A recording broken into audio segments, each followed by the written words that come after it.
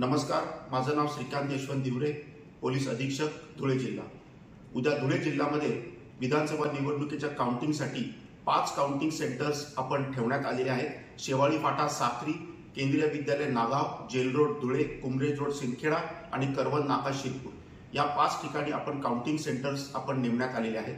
त्या 5ही काउंटिंग सेंटर्सवर माननीय निवडणूक आयोगाच्या निर्देशानुसार आपण 3 टायर कॉर्डन सिस्टीम्स आपण तिथे नेमण्यात आलेली आहे।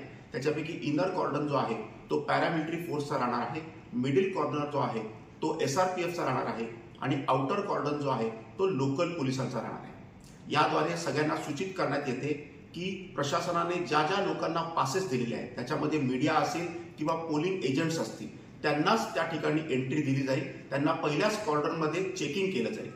आपल्याला हेही कळवण्यात येतं की काउंटिंग सेंटरच्या आतमध्ये कोणताही मोबाईल फोन नेणे अलाउड नाहीये। त्याच्यामुळे मोबाईल फोन, कुठलेही मॅच बॉक्स, लाइटर अथवा धार्मिक विधीचे सामान, हातोडा इत्यादी कोणत्याही परिस्थितीमध्ये आपल्याला अलाउड केलं जाणार नाही आणि आपण ते आणू देखील नाही।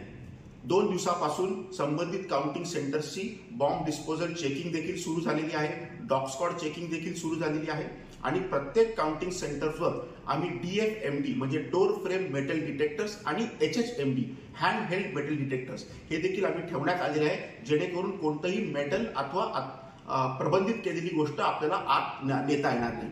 सगळ्यांना याद्वारे आवाहन करण्यात येत आहे की कोणत्याही विजयी उमेदवाराने आपली विजयी मिरवणूक काढण्यात येऊ नये, त्याकरिता प्रशासनाकडून परमिशन दिली जाणार नाही।